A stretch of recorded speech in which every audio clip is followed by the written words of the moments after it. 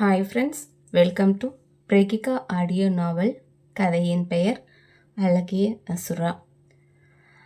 அடுத்த நாள் ஆஃபீஸில் அனைவரும் பரபரப்பாக அவரவர் வேலைகளை செய்து கொண்டிருந்தனர். அப்பொழுது திவாகரின் அப்பாவோ சாருவை அழைப்பதாக தகவல் வந்ததும் சாரு எம்டியின் அறைக்கு விரைந்தாள். வாங்கம்மா, உட்காருங்க என்று கூறியதும் தேங்க்யூ சார் என்று கூறிக்கொண்டு சீட்டில் அமர்ந்தாள். சாரிம்மா, நேற்று கோபத்தில் திவாகர் உன்னை ரொம்ப திட்டான்னு கேள்விப்பட்டேன். மனசில் எதுவும் வச்சுக்காதீங்க. உங்கள் மேலே தானம்மா தப்பு. ஆமாம் சார், கண்டிப்பாக என்னோட தப்பு தான். நான் இப்படி பண்ணியிருக்கக்கூடாது என்று அவளோ கூற, அதற்கு அவளோ பரவாயில்ல சார், அதனால் என்ன, யாராக இருந்தாலும் கோபத்தில் இந்த மாதிரி மிஸ்டேக் பண்ணினதுக்கு திட்ட தானே செய்வாங்க. நான் அதை அப்போவே மறந்துட்டேன் சார் என்றதும் ஓகேம்மா, இனிமேல் வேலை செய்யும்போது கவனம் ஒர்க் மேலே தான் இருக்கணும், ஓகேங்களா? நமக்கு லைஃப்பில் நிறைய பிரச்சனை இருக்குமா, யாருக்கு தான் பிரச்சனை இல்லை?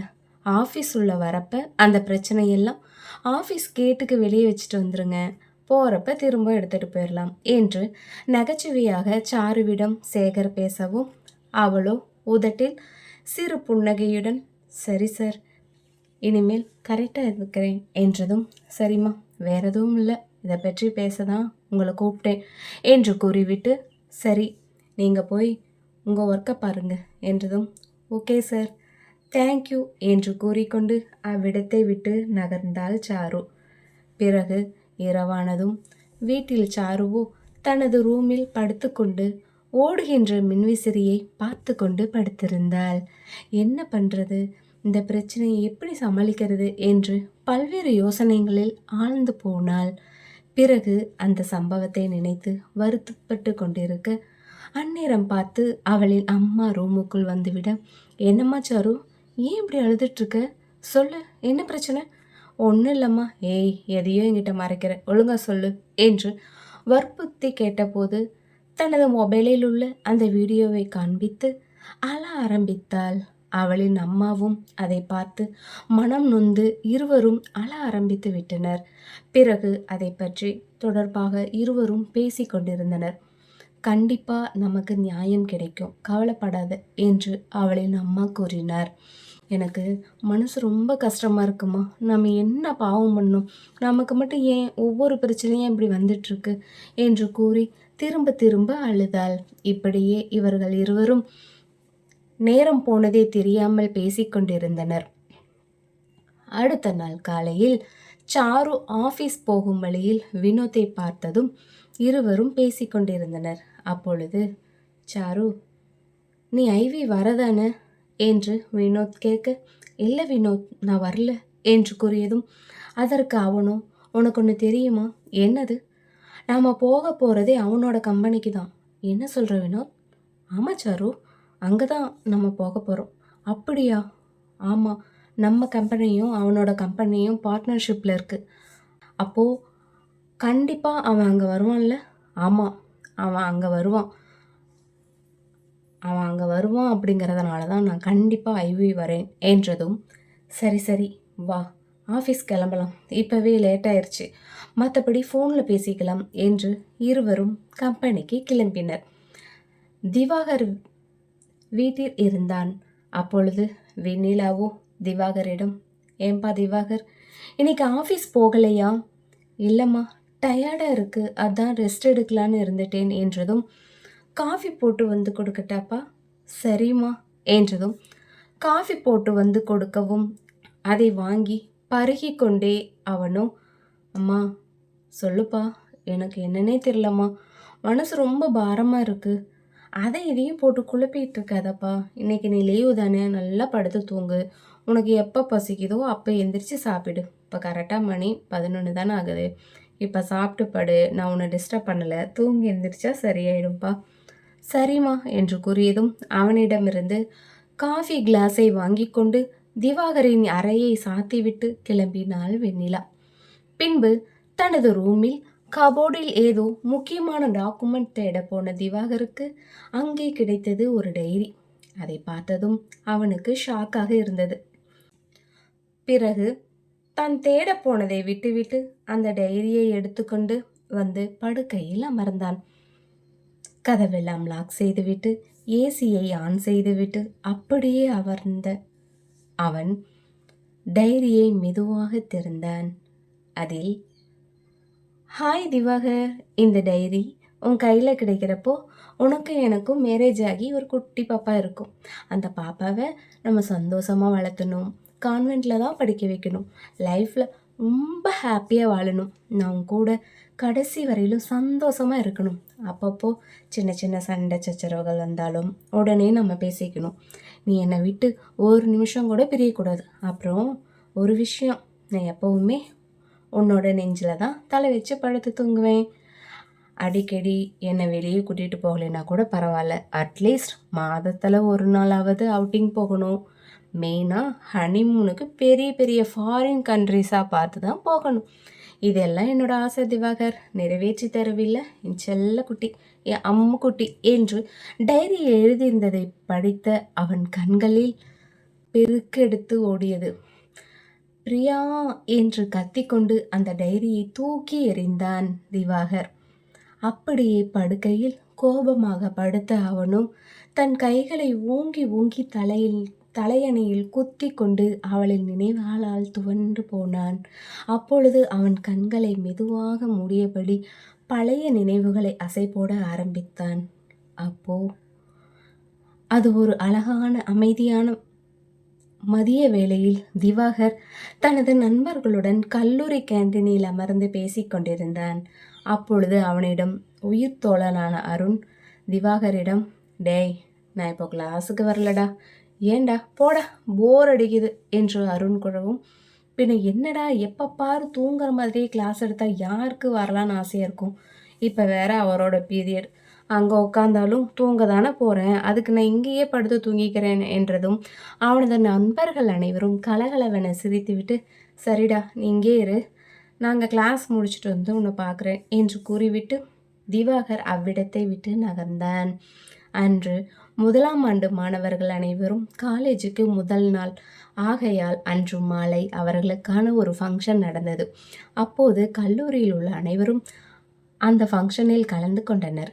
அதனால் திவாகர் மற்றும் அவனது நண்பர்கள் அனைவரும் கல்லூரியில் உள்ள ஆடிட்டோரியத்தில் அமர்ந்தனர். நிகழ்ச்சிகள் தொடங்கியது. அப்போது திவாகரின் நண்பர்கள் அனைவரும் கல்லூரியில் உள்ள பெண்களை கலாய்த்து கொண்டு கலகலப்பாக சிரித்து கொண்டு அமர்ந்திருந்தனர். அங்கே புது கல்லூரி மாணவிகள் அனைவரும் சுற்றி வலம் வந்து கொண்டிருந்தனர். ஒரு பெண் சத்தமாக சிரித்து கொண்டிருப்பது திவாகரின் காதிற்கு எட்டியது. உடனே அவன் அந்த சத்தம் வந்து கொண்டிருந்த பக்கம் திரும்பி பார்த்தான். அப்பொழுது அங்கே ஒரு பெண் பார்ப்பதற்கு ஒல்லியாகவும் இல்லாமல் குண்டாகவும் இல்லாமல் மீடியமான உடம்பில் வாட்டசாட்டமாக நின்று கொண்டிருந்தாள். அவளின் தலைமுடியோ கருகருவென அடர்த்தியாக நீளமாக இருந்தது. அப்பெண் அந்த அழகான கூந்தலில் சிறு மஞ்சள் நிற ரோஜா பூவை சூடியிருந்தாள். அவளின் குரலும் அவ்வளவே இனிமையாக இருந்தது. அந்த பெண்ணின் குரலை மட்டுமே கேட்க முடிந்த அவனுக்கு அவளின் முகத்தையோ பார்க்க முடியவில்லை. ஏனெனில் அங்கே மாணவ மாணவிகள் அங்கும் இங்கும் உலாவிக் கொண்டிருந்தனர். இவனால் அந்த பெண்ணின் முகத்தை பார்க்க கூட முடியவில்லை. ஏனென்றால் அவள் திரும்பி நின்று அவளின் தோழிகளுடன் கலகலப்பாக சிரித்து சத்தத்தோடு மகிழ்ச்சியாக பேசிக்கொண்டிருந்தாள். எப்படியாவது அவளின் முகத்தை பார்க்க மாட்டோமோ என்ற ஏக்கத்தில் அவள் நின்றிருந்த திசையில் அவளையே பார்த்து கொண்டு அமர்ந்திருந்தான். பிறகு திவாகரின் நண்பர்கள் அனைவரும் அவனை கவனிக்க ஆரம்பித்தனர்.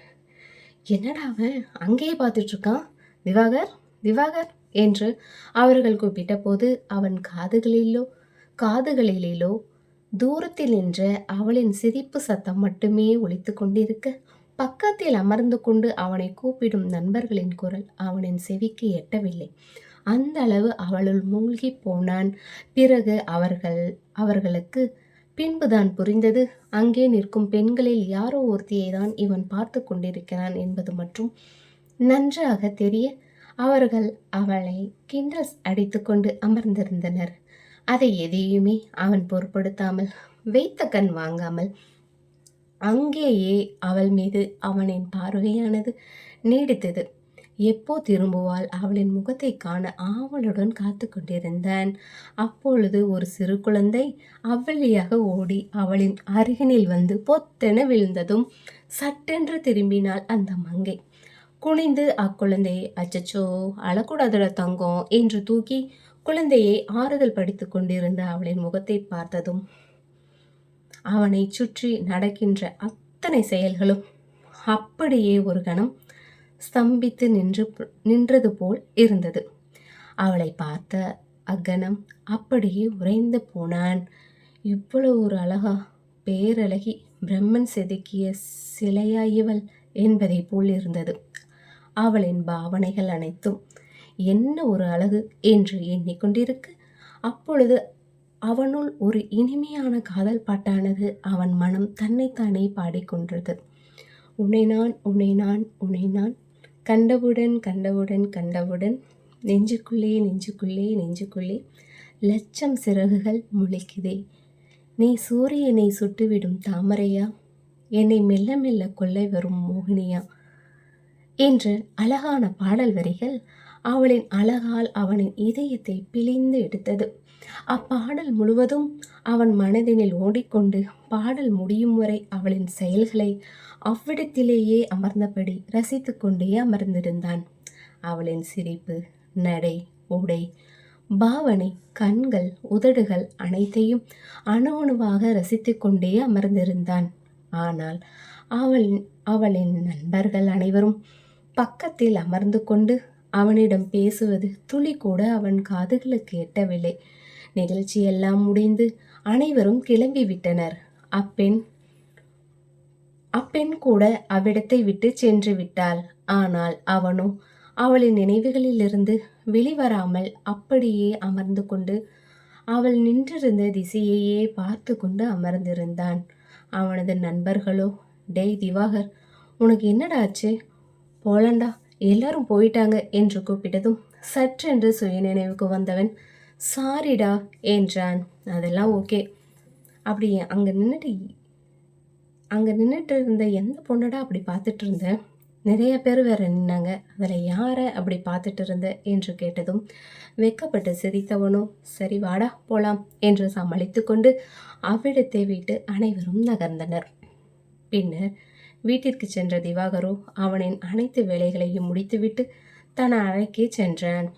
அப்பொழுது படுக்கையில் படுத்த அவனுக்கோ இன்று அப்பெண்ணை பார்த்த ஞாபகம் வந்ததும் அவளின் சிரிப்பு, பேச்சு, அவளின் அழகு அத்தனையும் நினைத்து உருகி கொண்டே படுத்திருந்தான். அந்த பெண் பெயர் என்ன டிபார்ட்மெண்ட் எதுவுமே நமக்கு தெரியல. ஆனால் அவள்தான் இனி எல்லாம் என்ற எண்ணம் மட்டும் அவன் மனதில் பசுமரித்தாணி போல பதிந்து விட்டது. இதோடு இன்றைக்கி இந்த பார்ட் முடியுதுங்க. உங்களுக்கு இந்த ஸ்டோரி பிடிச்சிருந்துச்சுன்னா லைக் பண்ணி ஷேர் பண்ணி நம்ம சேனலை சப்ஸ்கிரைப் பண்ணுங்கள். மறக்காமல் உங்கள் கருத்துக்களை கமெண்ட் பாக்ஸில் தெரிவிங்க. ஆல்ரெடி நான் சொல்லியிருக்கேங்க, என்னோடய இன்னொரு சேனல் ஆப்பிள் தமிழ் ஆடியோ நோவல்னு, அது ஆல்ரெடி லிங்க் கொடுத்துருக்கேங்க போஸ்ட்டில். நீங்கள் போய் தயவுசெய்து சப்ஸ்கிரைப் பண்ணுங்கள். அதுலேயும் வந்து நியூ நாவல் வந்து ரன் ஆகிட்டுருக்கு. ஓகே, நம்ம நெக்ஸ்ட் எபிசோடில் பார்க்கலாம். பாய்.